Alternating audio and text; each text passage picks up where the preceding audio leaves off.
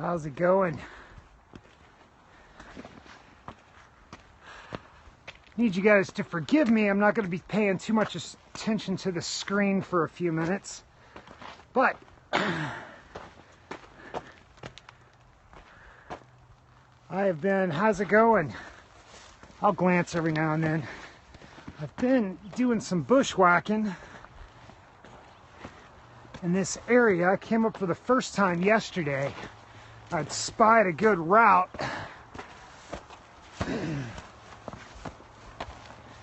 Today, I came and found a route down that if I wanted to loop it, a little too risky to slide down solo. It could take about a 20-foot rappel just to be on the safe side. I don't have any rope with me today. Quite my meaning. Look at this big guy. See the Colorado River below me. Thanks for the hearts, guys. Hello, French Alps. Welcome to Moab, Utah. It's a place I've always wanted to go and will go eventually. Glad you like it. See, just below me is Lions Park. Look at this huge boulder here that just kind of came and... Oh, really? You ought to look me up, man. I'm a guide in the area. I'd love to show you around. Moab is amazing. I am right at the beginning of River Road up above. You can see the highway down there. Yeah, it did find a spot. This is where it came from. As a matter of fact, the lighter pigmentation is indicative of falling rocks. So what you're looking at, millions of years of erosion. So I gotta sneak through this boulder field here. Yeah, it's actually outer bike this weekend. I hadn't been on my mountain bike as much in the last couple of years. When I first got to town, I immediately bought a used mountain bike and hit it pretty hard. You found me by accident? I'm sorry I didn't catch all that. If you could repeat it, I could answer.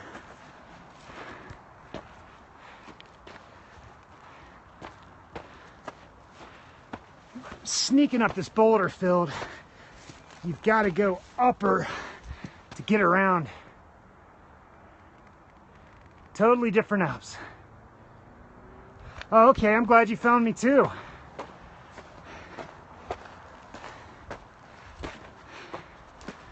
Doing what I love best.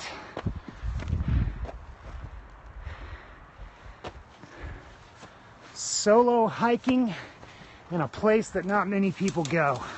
A lot of people look up here. Not a lot of people get the opportunity to take the time and come see it. What's up, Seattle? Welcome to Moab.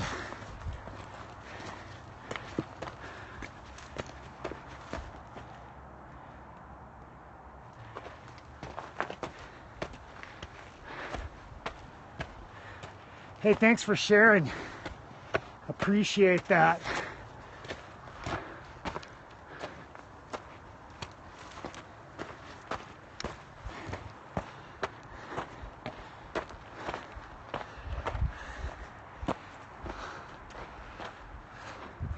So yeah, I've got to get to right over there. Hey, thanks for sharing. Well, you know, there's no time like the present. Plan it and come on out.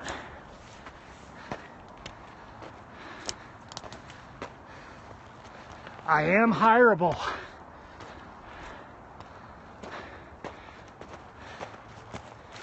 This isn't really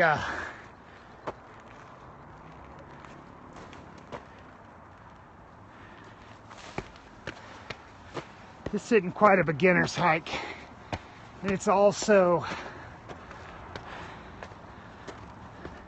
I'm not sure if we would be allowed to guide up here commercially.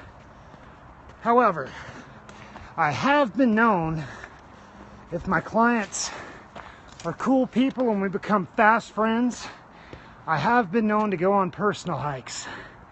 Because I'm out here doing this stuff anyway. And it's not all about money. Yeah, oh, it's definitely in Arches. Yeah, it's, I'm on the southern border. The Colorado River there is the border. Yes, it is beautiful, thank you.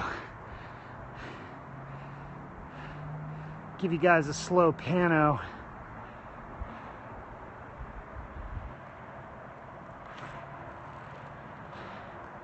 Can see all that traffic down there. The river actually comes around, goes by Potash, and that's where it heads further down.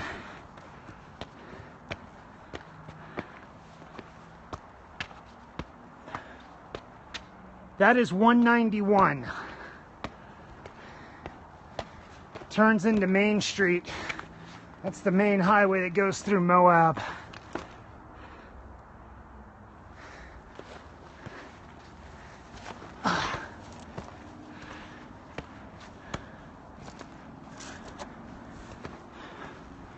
So now I've gotten around the one place that has a big drop.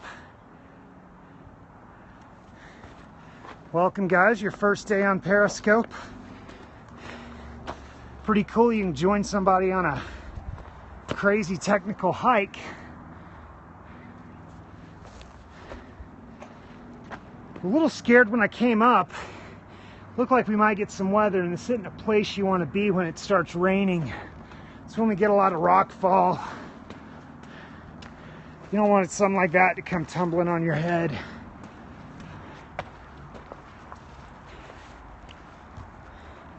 Thank you for all those hearts, guys. Now I need to...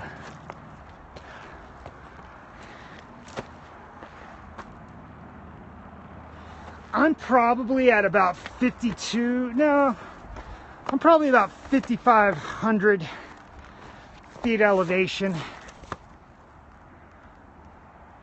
Yeah, there are mountain lions. It's funny, I was coming back and sneaking down this one spot right by a little overhang, big boulder that had a cave just below it. And there was a bone just outside of it. Looked pretty old, like it had been well sun bleached. But that is definitely where the kitty lives, the big kitty. Alrighty. So, like I said, I'm doing a bit of bushwhacking. I've only been up here one other time, and that was yesterday. Didn't have the time to explore. So, need to see if I can get down this way or if I gotta go up higher. Sorry about that. If I came across a mountain lion, throw rocks and make it know it's, oh, don't worry, I'll be fine. Throw rocks at it and make it know it's gonna have a fight. Mountain lions, like anything else, if you scare it, it's just gonna wanna get away and it'll defend itself. If one ever jumps on you and gets a hold of you the right way, there is nothing you can do. They are evolutionary apex predators. They, mountain lion, instinctually, the way that it kills its prey is it jumps on its back and severs its spinal cord. So, not much you can do if one gets on you. But if you see one, you have to, what does it say? If you see one, you just gotta hope for the best and hope it doesn't want to fight you. But there's plenty of documented stories around the Squamish area in Canada where they live very, very close to a lot of mountain lions. There's mountain lions trying to take children and mothers fighting them off. So sweet, made it down. So yeah, you just gotta go for what you know. Yeah, it is pretty beautiful, huh? I'm gonna come around, get down off this rock, give you a cliff view. Yeah, well, I'm right in where a kitty monster would want to be. I'm close to town, but there's plenty of game that comes up here. Check out this cool erosion. Oop, sorry about that. You can see all the years. So they're definitely up here. This is a place not many humans go. Wow, that is so cool. Thousands of years of erosion right there.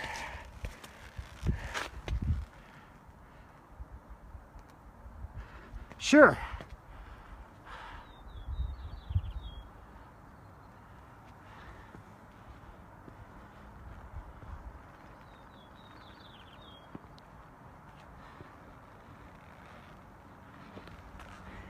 The big fins. You're welcome.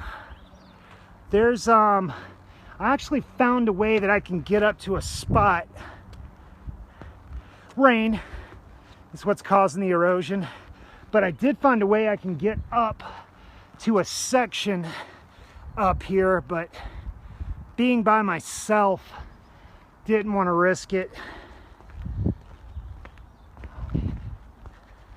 It looked pretty easy, and I don't think you'd be able to get too far, but it would make for some amazing photos. Didn't catch that last one, sorry. Check it out. The mighty Colorado, in one of the calmest places on the whole thing.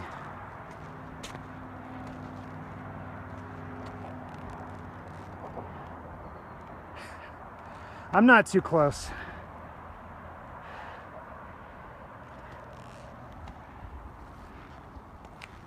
I never get close enough that if I did stumble and fall, I couldn't self-arrest.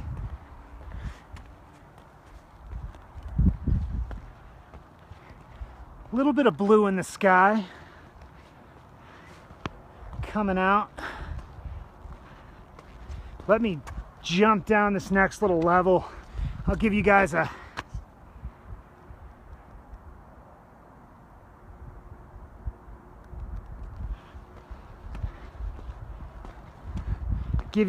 little bit better pano of the upper part there.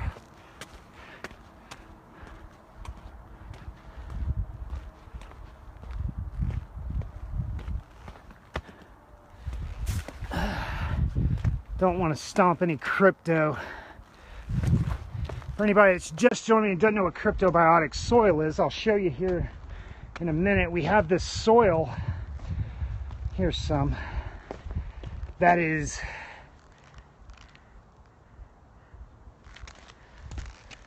actually living dirt. It is a life form. When you see the white right there, that took centuries to grow, and it's actually technically dead on that one spot. But my earlier broadcast today, real quick one, here's some more. Living dirt. Real important in a desert terrain because it holds the soil. Yeah, it is a bit mossy. So I go out of my way not to crush it. BC 48. Good to see you, brother. Oh yeah, we just got some rain, so we've got all kinds of water up here today.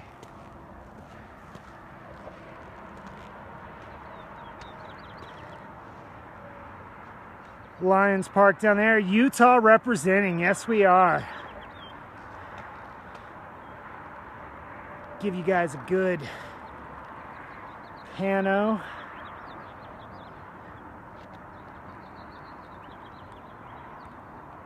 Here's the upper fins that were just above me. They're probably another 350, 400 feet above me.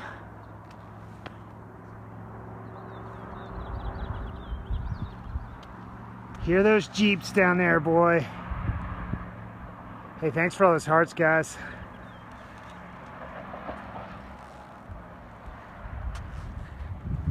Well, I love Moab and I love the tourists that make it possible for me to live here year-round. It's kind of a catch-22 for me because I'm not a big crowd guy. Don't like crowds. But this time of year, when you live in a town of 5,000 that gets 1.3 million visitors a year, you're gonna have some crowds.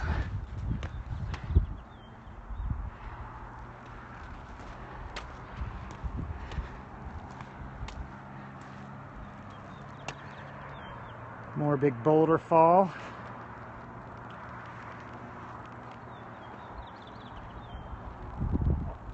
If you guys want to see more and you hadn't joined me before, go give me a follow on Instagram. I'm Fun Junkie Adventures there as well. We are working on a YouTube channel. Rock River Sky and I are actually sitting down tonight and preparing tomorrow. There are no good videos of the Fiery Furnace hike. That is the hike that started me on this path of guiding in the area, being a backcountry guide. The Park Service chose to take that away from commercial guides this year, which, you know, hey, is what it is. Can't do much about the bureaucrats, but I can still go enjoy it. So tomorrow, I am actually taking my handheld camera. Gonna do a broadcast from one spot that I know I get service in there. That's up high, real beautiful spot. So if you guys want to check that out, we're gonna be putting together a very in-depth video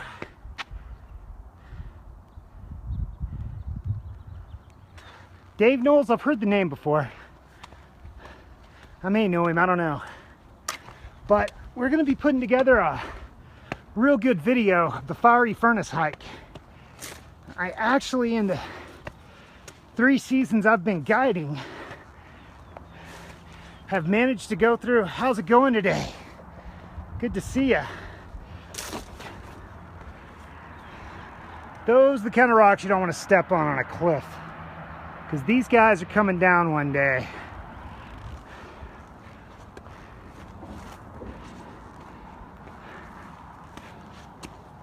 But yeah, we're gonna do a cool video we're gonna post on YouTube. Wow, that's beautiful.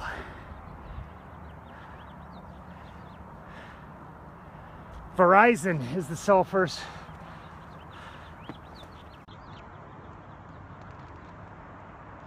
No, that's not it at all. They are going back to a model of a marked path going through the furnace that didn't work before.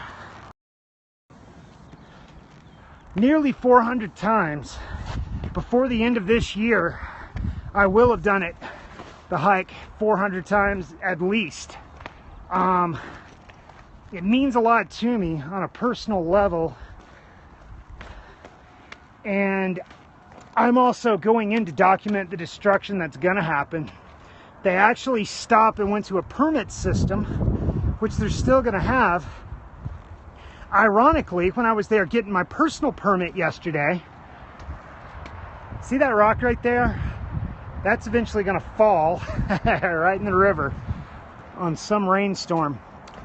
But I was talking to the ranger when I was getting my permit yesterday, and he said that since Trump has put a hiring freeze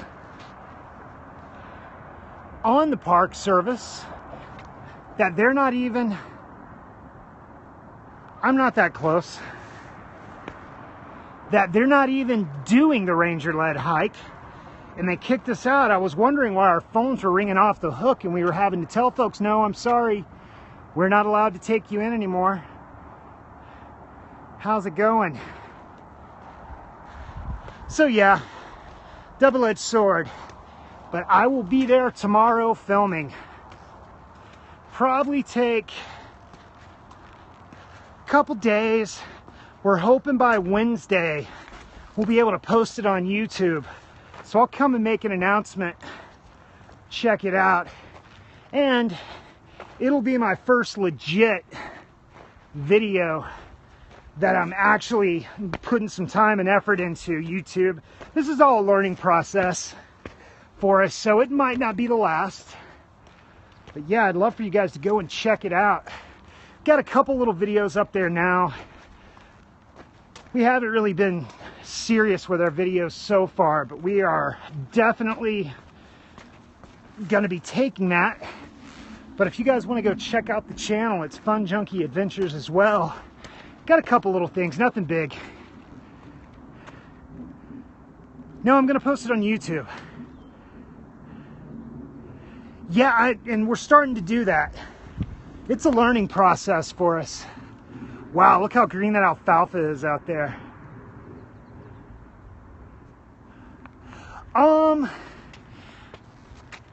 Yeah, I do. The only reason I'm even a guide is because I am an avid technical hiker. Something like this, I wouldn't want to commercially take anyone. Just way too much risk involved. And I have been with people that were taken, people that weren't quite as experienced out. And I know what it's like to have somebody lock up in a place like this, and that just gets everybody in trouble. So this, like where I'm at today, isn't some place that I would guide a client. Number one, if something did happen, we wouldn't be covered by insurance. This is just way too technical and risky. Some of the hikes I do have some pretty exposed sections. There's about a 10-foot free solo climb on this one. That would be, if you fell, it could be some pretty real consequences. Not the ultimate consequence, but it would be bad. So, but yeah, I do. There was not many people doing the Hidden Valley hike commercially until we came on the scene. And that was one of the first places I actually hiked in the area. And I love it because it's an 1,800-foot climb in a quarter of a mile. It's the equivalent of walking up 90 flights of stairs in a quarter of a mile. And I really dig that. I go and do it just for fun all the time. So yeah. And you know, there's a lot of litigation that goes along with commercial guiding. So you got to be real careful where you go out and do it. So trailblazing isn't always the thing. There's a whole process if you find a new place. I'm from Florida originally.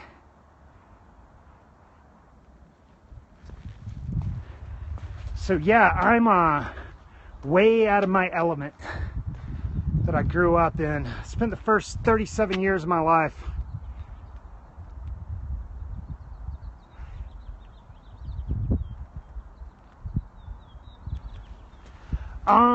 Yeah, I stepped in it a little bit. You got to be careful and stuff like that. Caves in this area can be real dangerous. Uranium, we have a large concentration of uranium. As a matter of fact, here, let me get a better view.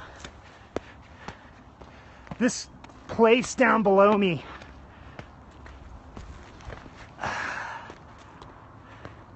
where you see down there, that was the My Vita mine.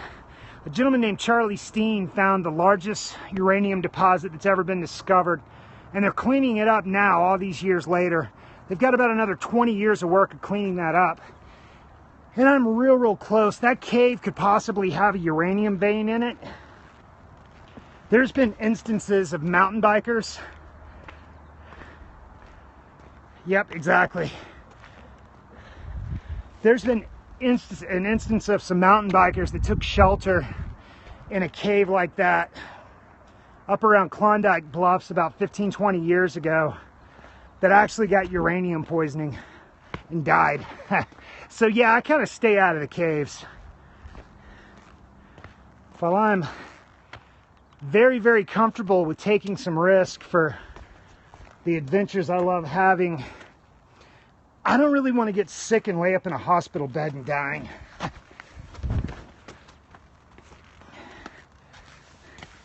Some pretty flowers for you. Nice spring coming right out of a rock. I love that stuff.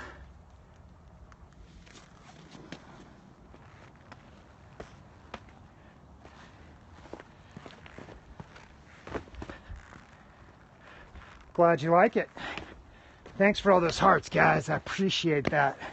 Here's another really old deposit. Let's get down close. Deposit of some cryptobiotic soil. Really cool stuff. And this stuff's super old. Like right here, when you see it's going white, that's where it's actually died. It has a lifespan of centuries. And then you really know it's old when you get lichen growing on top of it.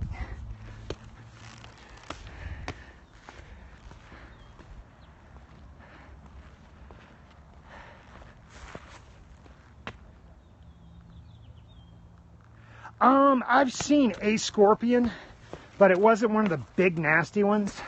It's more like a grass scorpion. You don't see a lot of creepy crawlies here, you really don't.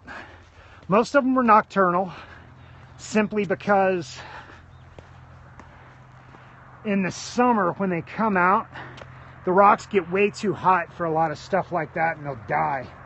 I have been told, my hiking partner is also the founder of the company that I guide for. He actually took a scientist out that specialized in scorpions and said they are all around. I mean, like everywhere. You just don't see them much because they're more nocturnal. He took him out with a black light and showed him just massive amounts of them. So I'm going to do this hike simply so I can get a photo of this barrel cactus. Look at all those blooms. That is going to be absolutely gorgeous. Wow.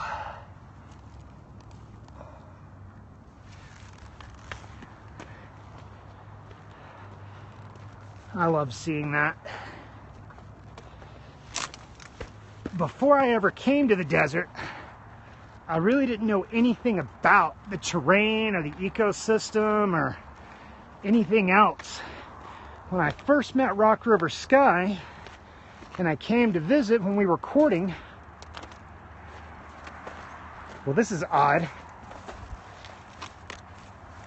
Huh. I will pack that out with me because I don't think this is a good place for trash. How weird. But she first came here and we met. She was taking me around and showing me the area. I was surprised at all the life. Oh, of course, I take trash out with me all the time. No, it wasn't tire tread. I don't know exactly what it is. It looks like a mat or something. It's got the dotted tread like the bottom of my hiking boots. Yeah, I don't know what it is. Now, I take bags of trash out with me on every hike. I've already got a bunch of stuff in my pack now that I found. Yeah, it's just a responsible thing to do. If you love the outdoors and Mother Nature, there's no reason not to. I will, however, say this. When I find myself eating a banana with a banana peel that I have, that sort of thing is actually good. You know, the people that come up here actually you're not going to come up here unless you're really serious about it. Tend to be nature lovers. So I'm sure it was an accident.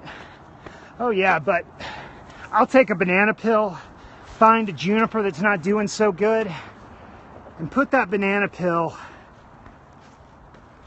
in the juniper to feed it.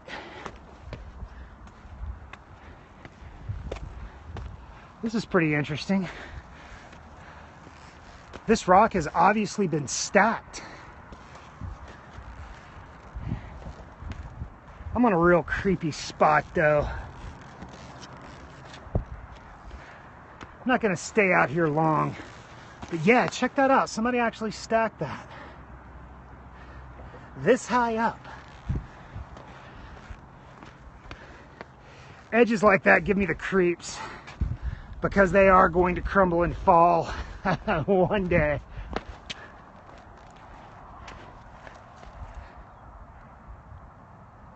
Yes, they are. Yes, they are. And they're not weird petroglyphs.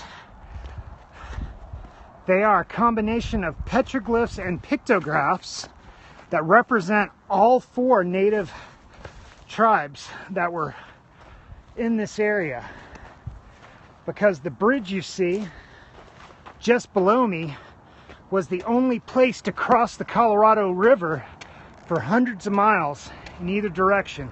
Yep, those places you see right here was the calmest section.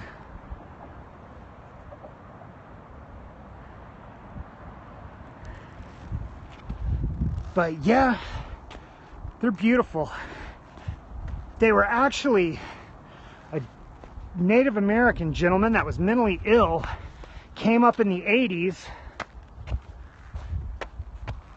Now this is cool. I'm glad you guys got to see this. See that? Had a fire up here, and one of the petroglyph experts, that's a friend of mine that I've been going out learning from about the area, he tends, that could be from a lightning strike too though, because it looks like it struck a juniper.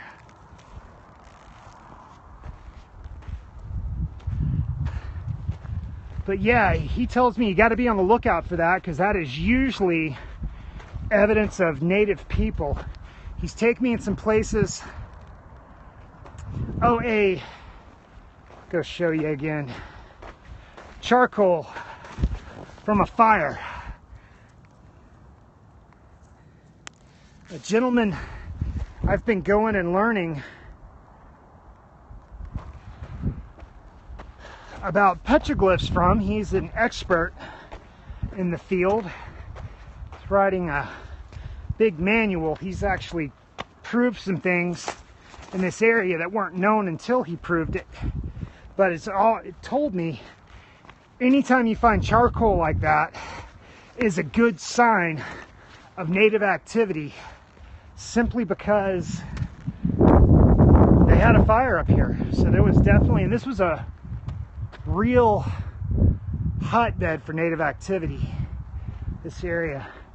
So I'm starting to get the warning lights, a low battery, and I'm hooked up to a battery pack.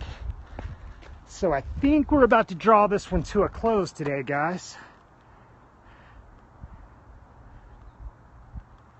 Yeah, I'm glad nobody else is up here too. People do come in this area. Living. The Moab area was the winter camp for the Anasazi, Fremont, Paiute, and Navajo. They spent their summers up around Telluride, Colorado, and they came down here in the winter. So they would hunt game and that sort of thing. Little bit above 5,000 probably. Just below me where the bridge is 4,300 feet elevation, and I'm probably about 1,000 feet above that. So right out there, guys. Oh, do it up. Oh, you're welcome. My pleasure. Thank you for joining me. Nothing I love more than actually showing people this stuff out here. So that is Arches National Park. Straight ahead through there. focus out. That is Park Avenue. You can just see Nefertiti, that small.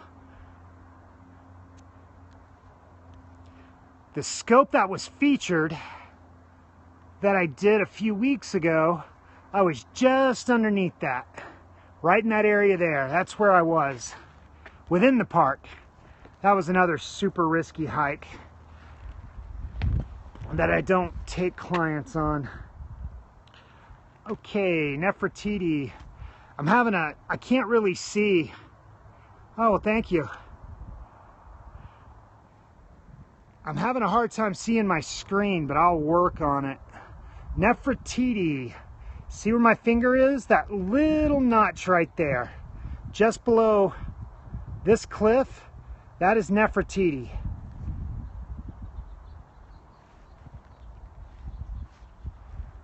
It's funny, when you get on the other side of Nefertiti, she looks more like the Elephant Man. Nefertiti. See, they're like, but it's a crazy. I'm going to do a scope sometime. I get pretty good connection there and show you what I was talking about. But it's a crazy boulder that's like 30% of it's hanging, where you know that just the right thing's going to catch it at some point and it's going to fall.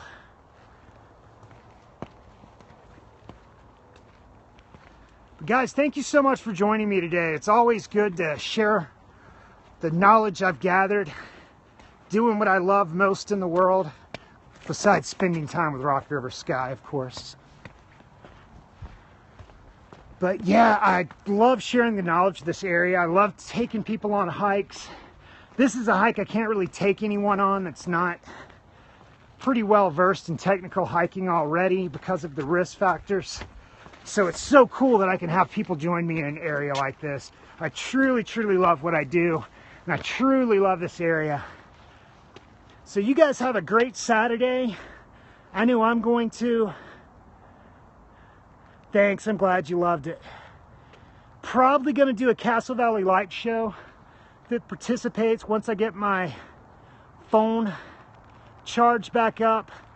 I'm going to stay out here doing some more bushwhacking, finding some more cool stuff. So glad you guys could join me.